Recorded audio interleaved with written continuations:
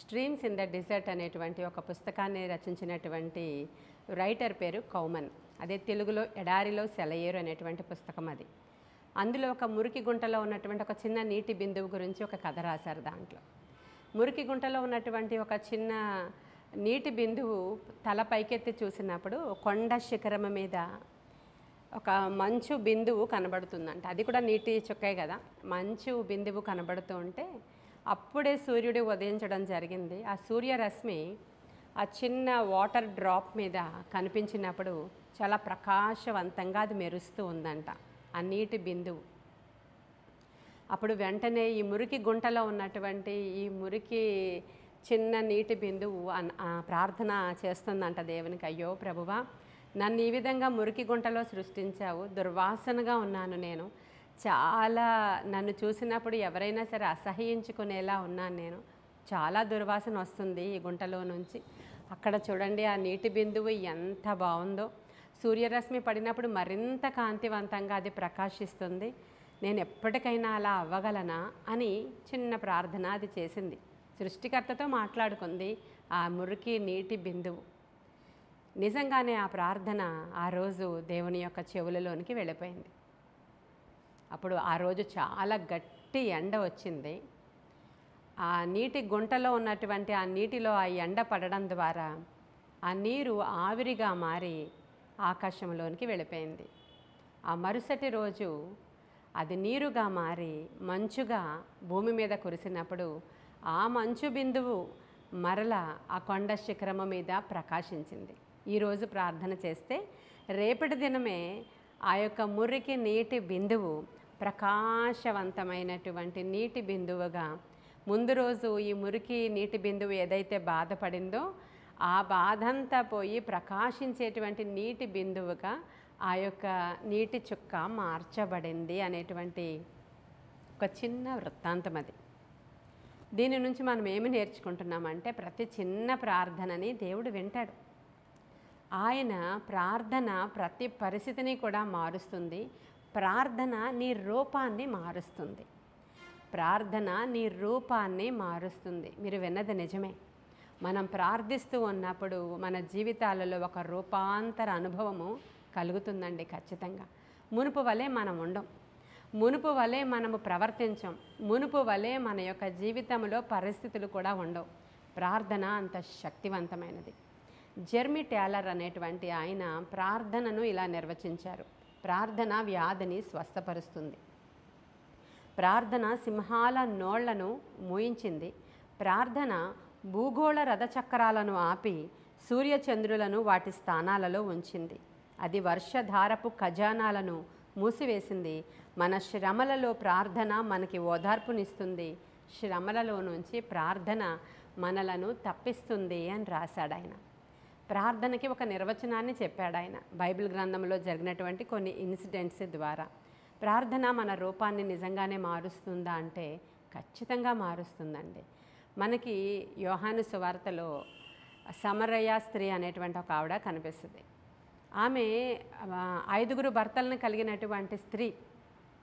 ఆమె జీవితంలో సాటిస్ఫాక్షన్ లేకుండా ఒకరి తర్వాత ఒకరిని ఆమె మారుస్తూ ఉంది అని మనం అనుకోవచ్చు, లేకపోతే ఆమె మోసపోతుంది మనుషుల చేతిలో అనుకోవచ్చు, లేదంటే ఆవిడ ప్రేమ కొరకు వెతుక్కుంటుంది అని అనుకోవచ్చు, లేదంటే ఆవిడ ఒక చెడ్డ స్త్రీ అయి ఉంటుంది, అంతమంది భర్తలను మారుస్తుంది అని అనుకోవచ్చు ఆవిడ గురించి. ఏది ఏమైనా సమాజం యాక్సెప్ట్ చేయలేనటువంటి ఒక పద్ధతిలో ఆవిడ ఉంది. ఒక మిట్ట మధ్యాహ్న సమయంలో బావి దగ్గరికి నీటి కొరకు వచ్చినటువంటి ఆమెను యేసు క్రీస్తు ప్రభువారు కలుసుకున్నారు అక్కడ.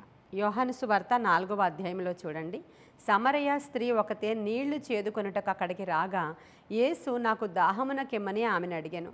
ఆయన శిష్యులు ఆహారము కొనుటకు ఊరిలోనికి వెళ్ళియుండిరి. ఆ సమరయ స్త్రీ, యూదుడవైన నీవు సమరయ స్త్రీనైన నన్ను దాహమునకిమ్మని ఎలాగడుగుచున్నావని ఆయనతో చెప్పాను.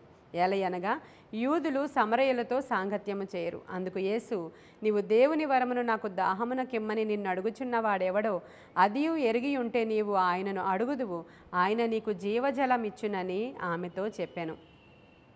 ఆ సమరయ స్త్రీని ప్రభువు నీటి కొరకు అడుగుతూ ఉన్నప్పుడు ఆ స్త్రీ అంటుంది, యూదులు మేము సమరయులం, మా దగ్గర మీరు నీళ్లు అడగరు కదా, త్రాగరు కదా అన్నప్పుడు ఆయన అంటున్నాడు, నేనే జీవజల ఓట అనేటువంటి రెఫరెన్స్ని ఆవిడకి చెప్పిన సందర్భం మనం ఇక్కడ క్లియర్గా చూడగలుగుతామండి యోహాను సువార్తలో. చూడండి, తరువాత ఆమె యేసుక్రీస్తు ప్రభు వారితో మాట్లాడిన సందర్భం అంతా ఇక్కడ మనకు కనిపిస్తుంది. ఒక డిస్కషన్ జరుగుతుంది, ఆరాధన కొరకైన డిస్కషన్. ఆ కొండల మీద వాళ్ళు ఏ విధముగా తెలియని దానిని ఆరాధిస్తూ ఉన్నారో ప్రభు చెప్పినప్పుడు, ఆయన దేనిని ఆరాధించాలో ప్రజలు ఆత్మతో సత్యముతో ఆరాధించే ఒక కాలం వస్తుందని లోతైన విషయాలను ఆ స్త్రీతో మాట్లాడిన సందర్భం అక్కడ కనిపిస్తుంది.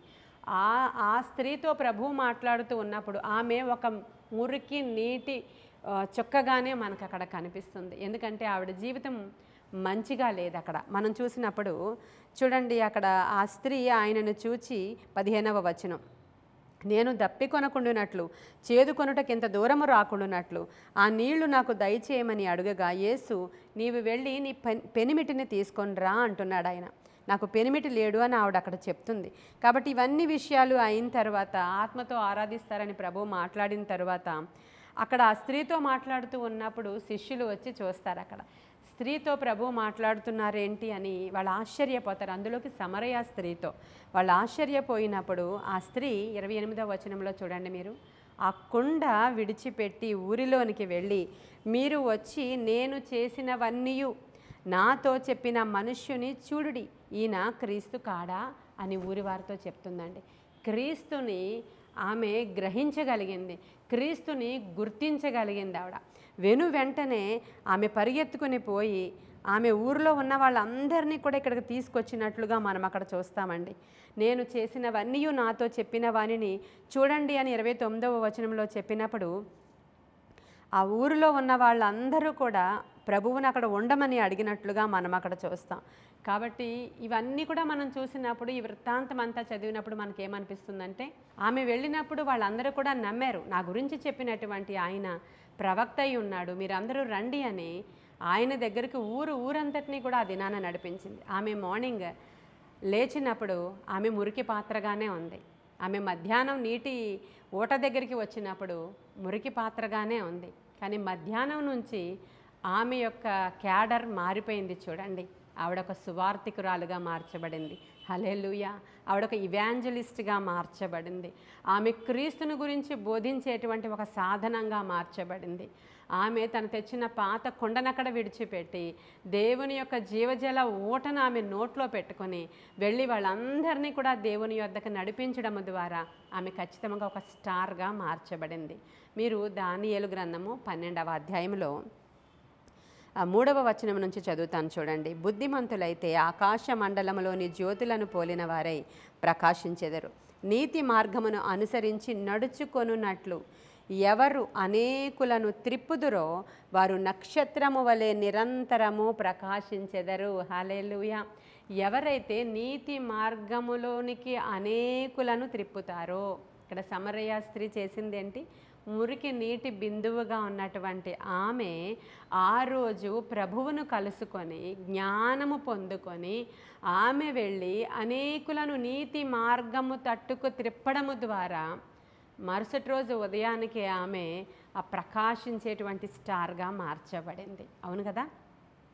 మరి ఈరోజు మీలో ఎవరైతే ఈరోజు నా బ్రతుకు బాగోలేదు, నా స్థితిగతులు బాగోలేవు, నేను పాడైన పాత్రగా ఉన్నాను, నా జీవితంలో దుర్వాసన వస్తుంది, నాలో నుంచి ప్రతి విధమైన బంధకాలు నన్ను చుట్టుకుని ఉన్నాయి, నేను అనేకమైనటువంటి విషయాలలో చిక్కుబడిపోయి ఉన్నాను, నా జీవితం ఇక మారదు అనుకుంటున్న వారు ఎవరైనా ఉంటే, నిజంగా ఈ భూగోళం ఒక రథచక్రం మీద తిరుగుతూ ఉన్నట్లయితే భూగోళ రథచక్రాలను కూడా ఆపి సూర్యచంద్రులను తన స్థానములో ప్రార్థన ద్వారా ఉంచిన దేవునికి అసాధ్యమైనది ఏమీ లేదు. ప్రియమైన దేవుని బిడ్డ, ఈరోజు నీవు నమ్మి విశ్వసించి నీవు ప్రార్థన చేస్తే ప్రార్థన నీ రూపాన్ని మారుస్తుంది, ప్రార్థన నీ డిజిగ్నేషన్ని మారుస్తుంది, ప్రార్థన నీ స్థితిగతులను మారుస్తుంది, ప్రార్థన ప్రతి విధమైన బంధకాల నుంచి నిన్ను విడిపిస్తుంది. కానీ కొన్ని సందర్భాల్లో నువ్వు ప్రార్థన చేస్తున్నావు, కానీ అది జరిగినట్లు నీకు అనిపించట్లేదని నువ్వు అనుకుంటున్నావు.